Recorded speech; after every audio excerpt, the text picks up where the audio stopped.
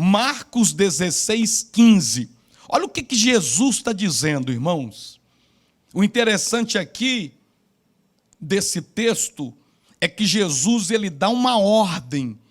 Ele não pergunta antes, ele só decide algo por nós. Vamos lá, toda a igreja, leia comigo, 1, 2, e disse-lhes: ide por todo o mundo e pregai o evangelho a toda criatura. Verso 16 diz assim: aquele que crer e for batizado será salvo, mas quem não crer será condenado. Repara como que Jesus, ele é objetivo. No verso 15 ele diz: ide. Ele não impõe condições para ir, tipo assim, se está tudo bem, ide. Se está dando tudo certo, ide. Não, ele fala, seja se está tudo bem, vai. Se não está tudo bem, vai. Se está tudo certo, vai. Se algo está dando errado, vai. Se está tudo do jeito que você quer, vai. Se alguma coisa não está do jeito que você quer, ele fala, vai e prega o evangelho. É uma ordem de Deus, que independente da circunstância, isso tem que queimar dentro da gente. É um chamado do Espírito Santo. É um chamado do Espírito de Deus. Em qualquer circunstância, vai. Em qualquer momento, vai. Não espere tudo estar da maneira que você quer que esteja para ir. Se algo não está da maneira que você quer que esteja, vai. Ide por todo o mundo e pregai o evangelho. Fale do amor daquele que te salvou. Fale do amor daquele que te resgatou. Fale do amor daquele que te sarou. Fale do amor daquele que morreu na cruz por você. Ide. Não importa a circunstância, não importa a situação. Se te aplaudem, vai. Se te vaiem, vai. Se está com dinheiro sobrando, vai. Se faltou dinheiro, vai. Não importa a circunstância, não é a circunstância que vai me fazer ir pregar o evangelho, mas é o que queima dentro de mim. Não é o ambiente que eu estou, propício ou não, que vai me conduzir a ser um profeta, que vai me conduzir a ir, não, mas é quem está dentro de mim, que é o Espírito Santo de Deus, que me inquieta, que me chama, que me convoca, que me vocaciona.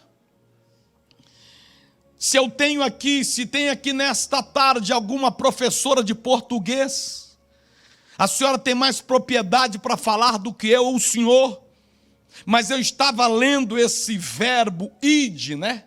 Ide. Esse ide aqui está no imperativo. Olha como que preparar a mensagem também traz cultura, né?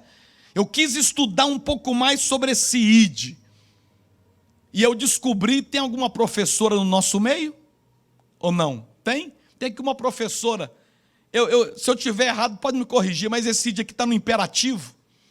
O imperativo significa que tem que fazer. Não tem outra escolha. O imperativo de Jesus está dizendo, vai. Vai, Flamarion. Vai, Maria. Vai, José. Ide e pregai o evangelho. Para quem? Para quem está sofrendo. Para quem está perdido. Para quem busca preencher os vazios da alma. Alguns buscam preencher os vazios da alma com uma cocaína. Outros buscam preencher o vazio da alma tomando uma cerveja ou uma bebida alcoólica. Outros buscam preencher o vazio da alma ouvindo uma música mundana. Outros buscam preencher o vazio da alma através do sexo fora do casamento, ou até no adultério com pessoa que não é o seu marido ou a sua esposa. Eles estão procurando os prazeres da vida. Eles estão procurando preencher os vazios da alma. Outros pensam que o dinheiro, quando chegar, vai preencher o vazio. Outros pensam que são solteiros e quando casar vai preencher o vazio. Outros pensam que quando formar na faculdade vai preencher o vazio. Outros pensam que quando se tornarem empresários vão preencher o vazio. E as pessoas vão lutando para preencher o vazio, sendo que Morris Cerullo já dizia: todo homem tem um vazio dentro dele, e o tamanho desse vazio se chama Deus. Nada é capaz de substituir Deus dentro do homem. Por isso o Senhor está te dando uma ordem: ide pregar o evangelho a toda criatura. Quem aceita essa ordem de Deus, por favor, joga a mão para cima, bate palma e dá glória.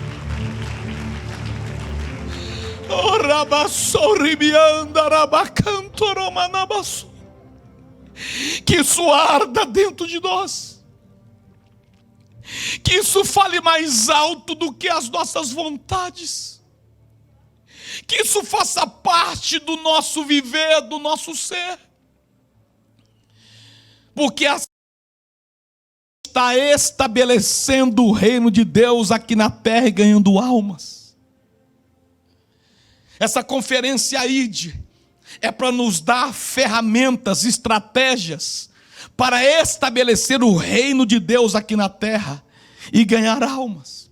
Eu vou falar de hoje de 4 estratégias que nós precisamos praticar para estabelecer o reino de Deus aqui na terra e ganhar almas. A primeira, fala comigo, indo. Eu tenho que ir. Onde quer que eu esteja, eu tenho que entender que eu sou ali um profeta de Deus. Profeta de Deus não é quem fala do futuro, não é quem revela. Eu estou ali como um missionário, alguém que foi enviado por Deus. Se você é professor, igual a irmã é professora, na sala de aula a senhora não é uma professora, a senhora é uma missionária. É uma profeta disfarçada de professora, que naquele ambiente que Deus te colocou, você vai fazer o ID. Pastor, eu sou pedreiro. O senhor não é pedreiro. Se o senhor é lavado e remido no sangue do Cordeiro, o senhor é um missionário, é um profeta disfarçado de pedreiro, para ali ir pregar o evangelho do Senhor. Como assim, pastor? Deixa eu elucidar mais para você. Filipenses capítulo 4, verso 22. A Bíblia diz assim: todos os santos vos saúdam, especialmente os da casa de César. Não é só na coisa boa que Deus nos coloca para falar do amor dele, nas coisas ruins também. A Bíblia diz que a casa de César era um local onde ninguém podia falar de Jesus. Mas Paulo é preso. E onde Paulo foi colocado na prisão? Nos porões do palácio de César. E lá naquele local que era proibido falar de Jesus, chega uma luz no meio das trevas. Chega o professor no meio da sala de aula. Chega o pedreiro no meio da construção da glória. Chega o vendedor no meio daquela loja. Lá no meio daquele ambiente que ninguém era de Jesus, Paulo lá estava, preso, mas por permissão de Deus. Num ambiente que ninguém era convertido. Mas quando eles vinham limpar a cela, Paulo pregava o evangelho e ganhava a pessoa para Jesus. Quando alguém ia trazer a comida, talvez Paulo chegava e dizia: está tudo bem com você? Você precisa de algum milagre? Vem cá, deixa eu orar por você. E Paulo orava, a pessoa testemunhava no outro dia, quando ele ia trazer a comida, dizia: ó, você fez aquela oração por mim, Paulo, resolveu o meu problema. Aí eu creio que Paulo falava assim, olha para mim, ó, Paulo falava assim, ó, aceita Jesus como Salvador, porque esse milagre que você viveu é só uma gotinha do oceano que Deus tem para você. E ali foi se convertendo as pessoas, Alex, que moravam na casa de César, de tal maneira que todos os santos, da glória a Deus, aquele povo que estava ali naquela sala de aula, naquela empresa, naquele trabalho, aquele povo que estava naquela faculdade da glória, aquele povo que estava naquela província, naquele bairro, naquela cidade, foram se convertendo ao Jesus de Paulo, porque Paulo estava preso, mas ele estava vivendo o ID. Paulo estava encarcerado, mas ele estava vivendo o ID. E ali a Bíblia diz que todos os santos vos saúdam, especialmente os da casa de César. Na casa de César não tinha santo, mas depois que Paulo chegou, santo quer dizer separado. Foram separados alguns. Eu quero declarar, querido, onde você estiver, recebe essa palavra. Você está ali por um propósito de Deus, você está ali por um projeto de Deus, você está ali para influenciar, você está ali para falar de Jesus, você está ali para praticar o ID. Quem recebe essa palavra, aplaude, glorifica Ele. Não importa, o ID fala mais alto. Diga para o seu irmão, o seu ID tem que falar mais alto. Oh, eu estou sentindo a presença dele aqui. Que você entenda, eu poderia parar nesse tópico aqui e pregar sobre ele 30 minutos.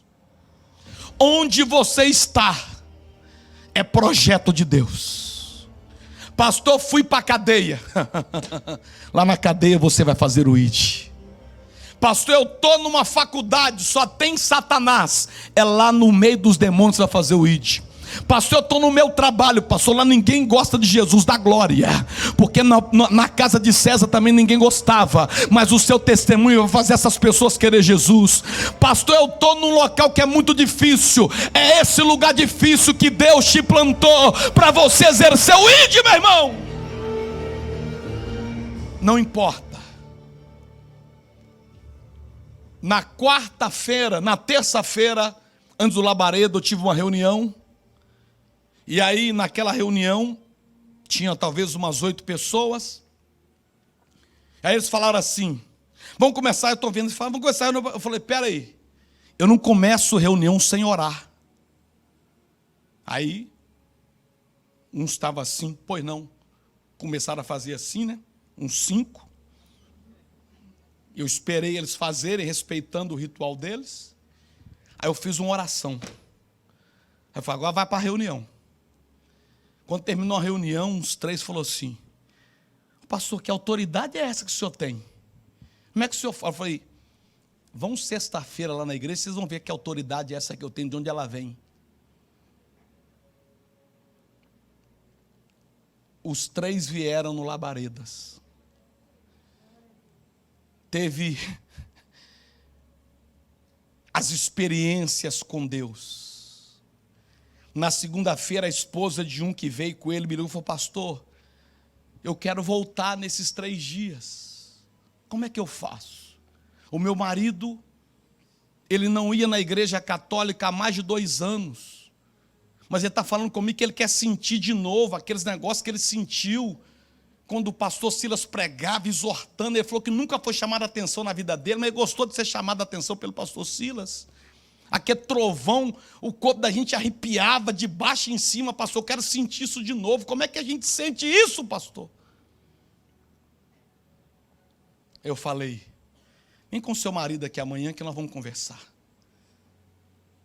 Aí eu conversei com ela, conversei com o marido, eles aceitaram Jesus. Aí ela falou, pastor, pelo amor de Deus, vou orar na minha casa, porque ela é muita guerra. Eu falei, eu vou pedir para alguém lá orar. Eu vou resumir. Por que eu estou dando esse testemunho rápido? Quando eu chego em qualquer ambiente, eu sou luz naquele ambiente, para falar de Jesus, nem que seja para que tenha uma oração no início do local que eu estou. Assim é conosco aqui. Deus tem um propósito para você aqui nesta terra. Seja a luz onde quer que você esteja. Ganhe almas. Você é um profeta. Você é um missionário. na sua casa, no trabalho, na empresa, onde quer que você pise. Segundo, como é que eu implanto o reino de Deus aqui na terra? E além de implantar, eu ganho almas. Primeiro é indo, e segundo, fala comigo, orando. A oração, ela é um diálogo com Deus, não é monólogo. Monólogo é quando você conversa sozinho. Com Deus só tem diálogo. Quantas vezes você já conversou com alguém, aquela pessoa nem te observava? Olha aqui, ó, o telefone, cuidado para você não perder a bênção. Aquela pessoa nem te olhava. Quantas vezes aconteceu isso com a gente que é casado? Você chega cansado, já aconteceu comigo. Eu chego cansado. Aí estou ali deita, a pastora Tatiana, vamos falar do assunto? Eu falei, pode falar, e ela vai falando, irmão. E eu estou fingindo que estou ouvindo. Já aconteceu comigo. Aí depois até, você entendeu? Aí eu falo, entendi. Dura é quando pede para repetir. Então, aí repete o que eu falei. Amor, você me desculpa. Eu não reparei, não. Então, na verdade, ela está conversando comigo, mas eu não estou conversando com ela. Às vezes é um monólogo. E assim acontece. É provado, irmão. Eu li um livro chamado do Dale Carnegie, Como Fazer Amigos e Influenciar Pessoas.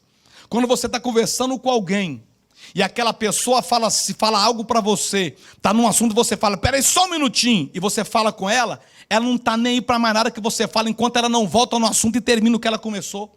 Você sabia disso? Todo diálogo que você estiver tendo com alguém, aí você fala para ela, deixa eu só interromper um minutinho, daqui a pouco a gente volta, a pessoa fica assim, tipo assim, doido para você terminar de falar, ela não está nem aí para que você está falando, para ela voltar no assunto dela. Então, muitas vezes, as pessoas, você pensa que elas estão te ouvindo, mas nem sabe o que está falando. E com esse negócio de máscara, você não entende nada que os outros falam mais.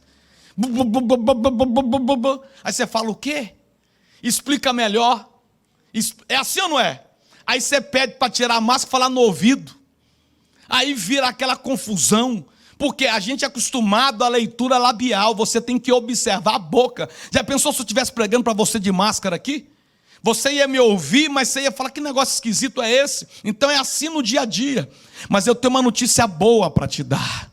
Aquele que você fala com ele, aquele lá de cima, o Todo-Poderoso, com ele não tem monólogo, porque ele não cansa. Você pode estar até de máscara, mas ele te ouve, ele te atende, ele te responde porque ele é Deus. Olha o que diz Gênesis 28, 12. Gênesis capítulo 28, versículo 12. Diz assim, então sonhou, estava posta sobre a terra uma escada, cujo topo chegava ao céu, e eis que os anjos de Deus subiam e desciam por ela. Quando eu li esse texto, eu falei, Espírito de Deus, me dá a revelação. E Deus falou comigo, sabe o que significa isso aí, meu servo? É quando o meu povo ora, preste atenção aqui, ó. Quando o meu povo ora, os anjos sobem trazendo oração até mim, e no tempo certo os anjos descem levando a minha resposta. Você lembra de Daniel? Daniel, ele ora, e a oração dele chega até Deus, e Deus envia a resposta. Mas havia algo travado no mundo espiritual, mas Deus enviou Miguel, e Miguel venceu aquela batalha, e a resposta chegou em Daniel no 21º dia. Tanto que o Senhor disse, desde o primeiro dia, Daniel, em que aplicaste o teu coração a humilhar, a orar, foram ouvidas as suas palavras, e por causa das suas palavras é que eu vim. Com Deus não tem monólogo, com Deus ele não finge que te ouve. Deus, ele não está nem aí para te interromper, ele deixa você falar, mas pode ter certeza, ele envia a resposta. Tem resposta de Deus para a sua oração. Eu só vou implantar o reino de Deus aqui quando eu sou de oração. Ah, pastor, mas eu sou talentoso. Ah, pastor, mas eu sei colocar bem as palavras. Você pode ser o que quiser, mas se você não tiver uma vida de oração, você vai malhar trabalhar em ferro frio, você não vai conseguir tocar, você não vai conseguir mover o coração das pessoas em Deus. Você pode fazer o que quiser, mas não vai dar certo. Você vai começar a murmurar, e a murmuração é a sepultura das promessas de Deus. Mas quando eu oro, eu vou estar sensível, e o reino de Deus vai ser estabelecido na terra, através da minha vida. Quem entendeu, bate palma e dá glória. Orando. Terceiro, como é que eu implanto o reino de Deus aqui na terra? Essa conferência que eu estou dando a introdução, eu vou pregar sobre ela domingo que vem. Fala comigo, ofertando. Não tem como eu estabelecer o reino de Deus aqui na terra sem eu ter um coração liberal. Não existe a mínima possibilidade.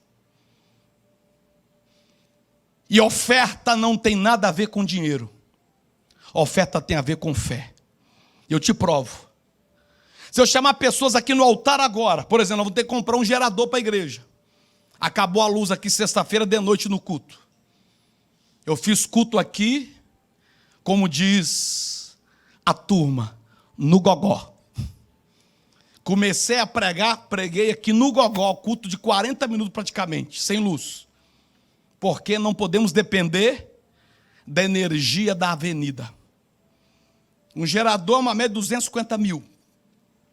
Se eu chamar aqui pessoas, irmãos, quem pode ofertar R$1.000 para ajudar esse gerador? Tem que tocar tudo. Na verdade é como uma Scania, porque é muito pesado os KVAs aqui.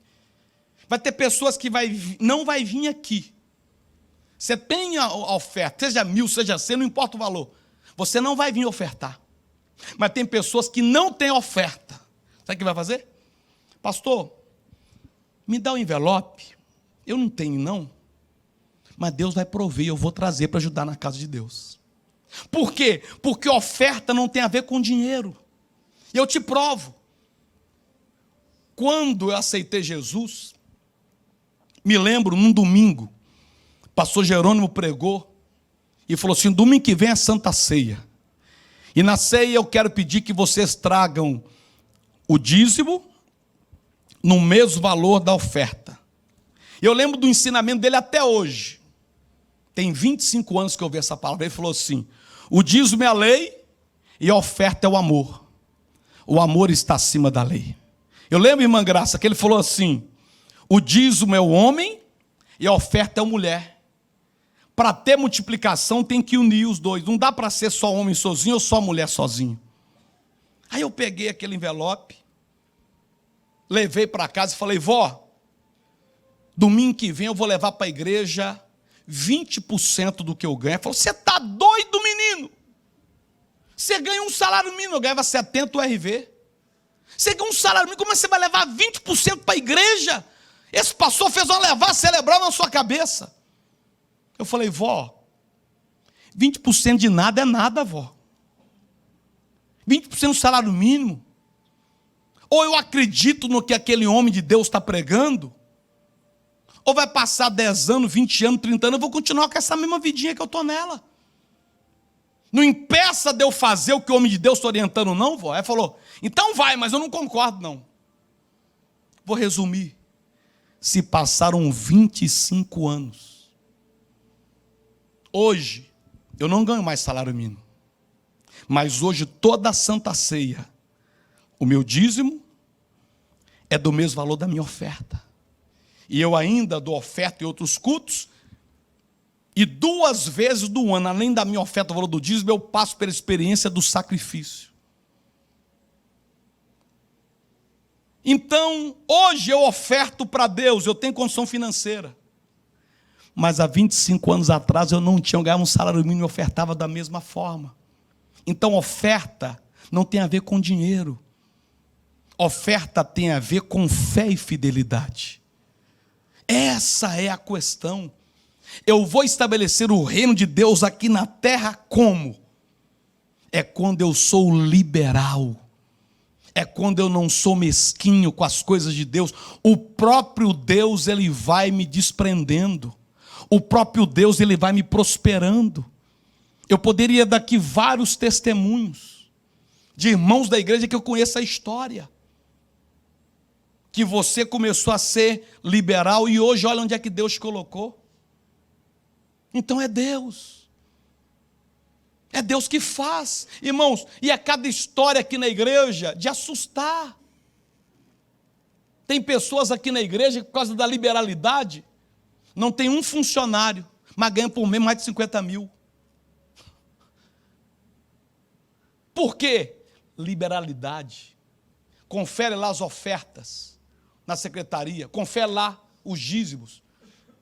Toda a campanha está junto, oferta alta.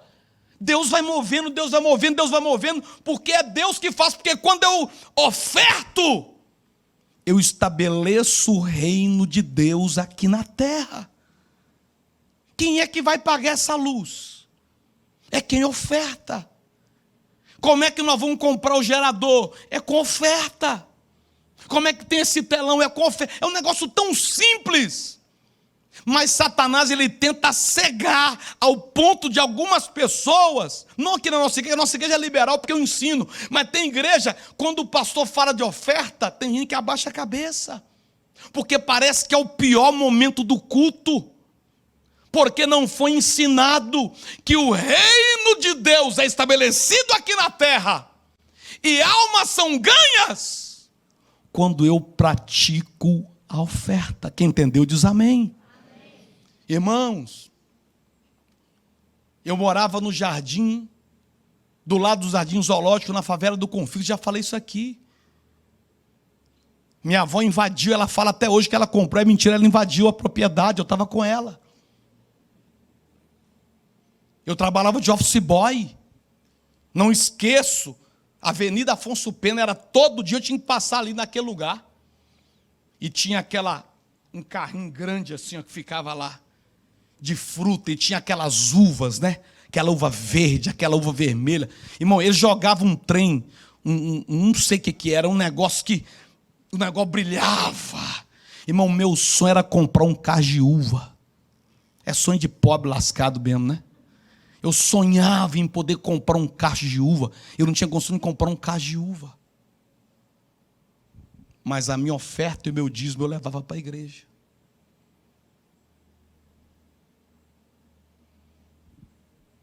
Comia oropronobre.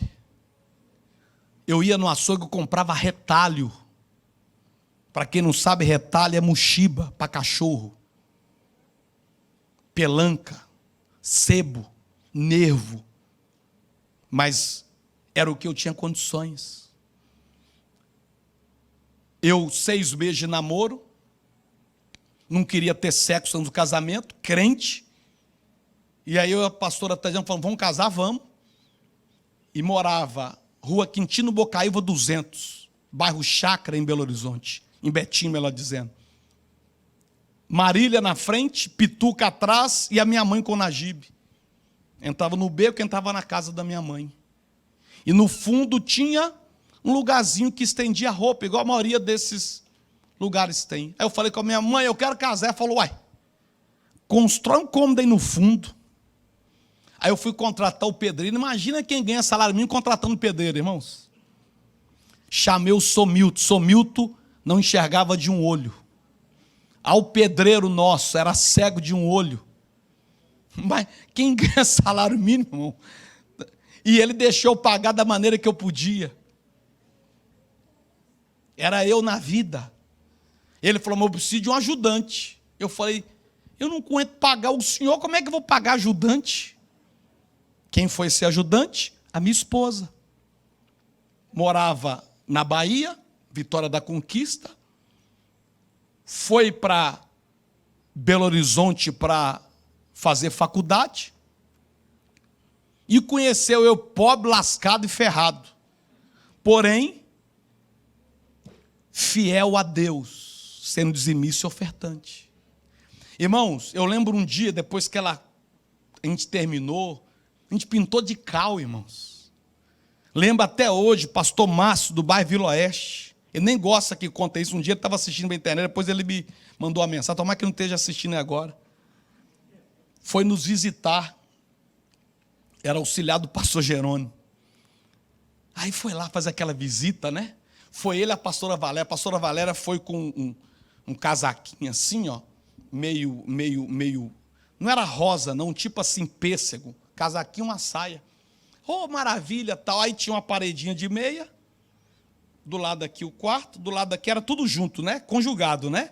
Sala, copa, cozinha, fogão, geladeira, tudo junto, misturado. Aí chega a Valéria, o Marcinho entrou na frente, que a paz seja nesse lá, seja bem. Aí chega a Valéria, né, toda arrumadinha. Aí a Valéria, ela encosta na paredinha de meia. Encosta assim, eu falei, não vai dar certo quando ela sair desse encostamento aí. Irmão, na hora que ela saiu, ela falou, que miséria é essa? Sujou a roupa toda, era cal. Nossa casa era pintada de cal. Aquilo saía. Um dia eu cheguei em casa, eu estou vendo lá, Tatiana deitada, assim, triste. Aí eu falei, meu Deus do céu. O que foi? Não, tudo bem. Aí eu fui lá, ô mãe, o que Tatiana está lá? Tem um rato escondido na sua casa. E a gente procurou esse rato, e ela tem um medo de rato. E eu estou vendo, é o rato, né? Aí ela falou comigo, também. Eu falei, calma. Um dia Deus vai me honrar. E quando Deus me honrar, eu vou poder te honrar também. Eu sou fiel a Deus. Ele vai me honrar, e o dia que Ele me honrar, eu vou poder te honrar também. Então existe recompensa para quem é liberal. Eu, segunda-feira, eu fui fazer um exame, o médico falou, você vai ter que fazer uma cirurgia. Eu falei, meu Deus do céu. E eu falei, Deus, eu tenho oferta no altar, Deus. Eu tenho comprometimento com o Senhor, Deus. Quantas vezes a gente precisa clamar a Deus pela oferta que um dia nós colocamos. Então, eu implanto o reino de Deus aqui na terra. Fala comigo, indo, orando, ofertando, e para encerrar hoje, para eu continuar semana que vem, fala comigo, votando, estabelecendo o reino de Deus aqui na terra. Eu sou um profeta, um missionário, ungindo alguém que represente o reino. Servo de Deus não vota nas eleições. Para vereador, para prefeito, para deputado, para governador, para presidente. Servo de Deus não vota. Servo de Deus, ele unge quem vai reinar sobre ele. Quem entendeu diz amém. O mundano pega até papel no chão. Servo de Deus, ele unge. Olha o que a Bíblia diz. Samuel foi ungir. Fala comigo, Samuel foi ungir. Foi autorizar. Então, quando eu unjo, eu estou autorizando. Samuel foi ungir, autorizar aquele que Deus ordenou. Imagine se Deus chamasse Samuel para ungir Davi e o mesmo dissesse, Deus, eu não me envolvo com política, tira esse trem de perto de mim. Eu vou repetir para você entender. Samuel foi ungir, autorizar aquele que Deus ordenou. Imagine se Deus chamasse Samuel para ungir Davi e o mesmo dissesse, eu não me envolvo com política. Samuel estaria impedindo que o maior rei da história de Israel pudesse reinar. Porque política é governo. Era interesse de Deus ter no trono de Israel aquele que era da sua vontade. Olha o que diz 1 Samuel capítulo 16, versículo 1. Na parte B, 1 Samuel 16, 1, a partir do enche o teu vaso. Olha aqui, ó, toda a igreja lê comigo, vamos lá, 1, 2 e... Enche o teu vaso de azeite e vem, enviar-te-ei a Jessé o belemita, porque dentre os seus filhos me tenho provido de um rei. Deus, ele fala isso para o profeta Samuel, fala, Samuel, vai na casa de Jessé e unge o rei que eu escolhi. Aí a Bíblia diz Profeta autoriza o que Deus manda, interesse do reino. Não o que ele quer, que é o interesse pessoal. Quando Samuel chega na casa de Jessé, que era o pai, Davi não estava lá. Quem estava lá? Eliabe, Abinadab, Samá, os irmãos de Davi. Mas a vontade de Deus era Davi. Os outros irmãos de Davi tinham características que os qualificavam para o reinado. Mas a vontade de Deus era que Davi fosse ungido, autorizado. Então, Samuel, ele não fez o que era o seu interesse próprio. Ele fez o que era a vontade de Deus. Por isso que em todos os momentos de eleições, quem é de Deus, ele tem que entender que ele não vota em quem ele quer, mas ele vota em quem Deus vem para designar. Porque nós vamos ungir pessoas do mundo, irmão, pega até papelzinho no chão, porque eles não têm esse entendimento. Mas servo de Deus entende que ele unge, ele autoriza quem vai governar sobre ele. E ele não envolve o interesse pessoal. Não, deixa eu ungir aqui Eliabe, porque ele é mais bacana. Deixa eu ungir aqui Abinadab, porque é meu amigo há muitos anos. Deixa eu ungir aqui o Samá, porque o Samá é muito bacana. Um dia ele me deu um tijolo.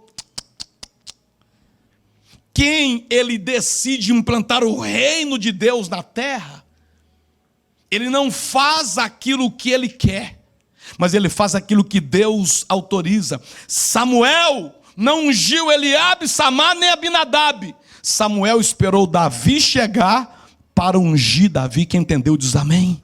Entenda esse princípio, que o reino de Deus, não adianta a gente orar e colocar para governar sobre nós pessoas que não têm os nossos princípios.